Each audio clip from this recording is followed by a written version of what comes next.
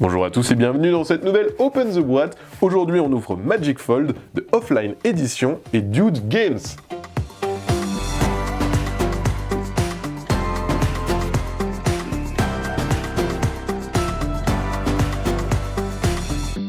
Comme son nom l'indique, dans Magic Fold, on va devoir plier un tapis volant. C'est un jeu de Bruno Cathala et Johan Go, dans un univers des mille et une nuits. On va progresser sur un plateau en pliant notre tapis volant et en essayant de reconstituer des missions demandées par des cartes.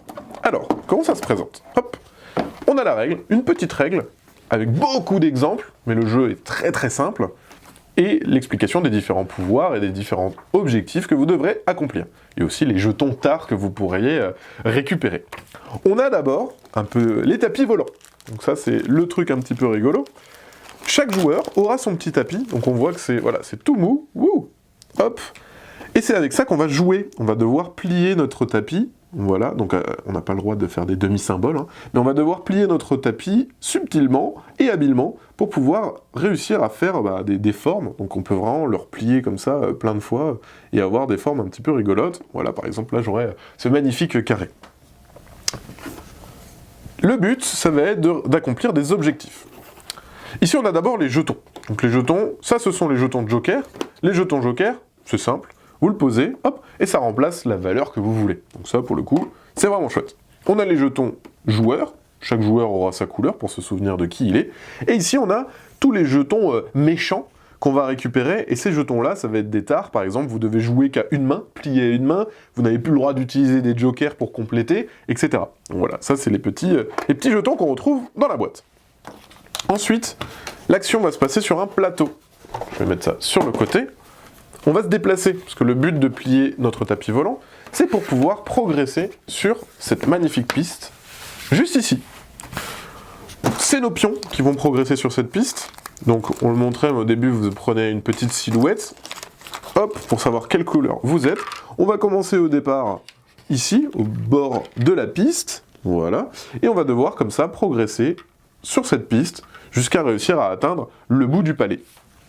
Je vous disais, les petites tares, elles sont ici, c'est les cases serpents, donc on va les mettre aléatoirement sur le plateau. Si on tombe dessus, on le récupère, et c'est pas ouf, autant vous dire que c'est vraiment pas très sympa d'en avoir. Là, voilà, donc on a les petites silhouettes de chaque personnage. Ensuite, il y a aussi sur le plateau des petits nuages bleus, c'est des raccourcis. Quand on tombe dessus, wouhou, on glisse sur le nuage et on va plus vite à la fin. On a un sablier. Bien évidemment, l'émission, on va le faire dans un temps imparti, donc il faudra être rapide pour pouvoir réussir la mission. Et les missions, les voici.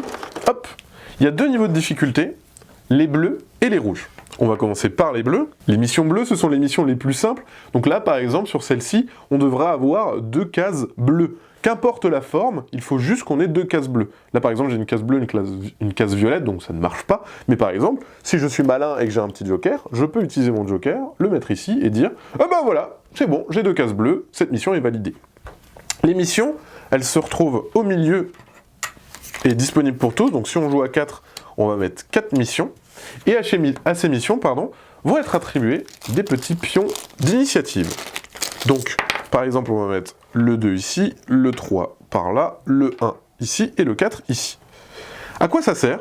Ben en fait, au début de la partie, donc on va retourner en même temps, on retourne le sablier, et c'est parti.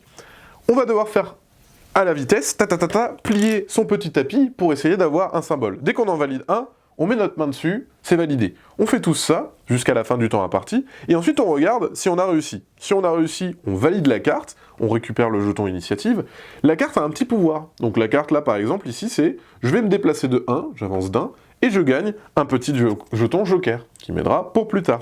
Ici, j'avance de 2 cases. Mais on peut aussi avoir des autres pouvoirs pour faire reculer. Les pions initiative, d'ailleurs, vous donnent un second pouvoir. Là, par exemple, celui qui récupère l'initiative 1, se déplace en premier, et en plus a un petit pouvoir là de faire reculer quelqu'un d'une case. Donc voilà, c'est vraiment un jeu où on va plier son petit tapis, essayer de faire les combinaisons demandées sur les cartes, se déplacer sur le plateau, et réussir à arriver premier avant tout le monde. Voilà, c'était une présentation de Magic Fold, et bien sûr, comme d'habitude, on vous fait des gros bisous, on vous dit à la prochaine, et puis ciao!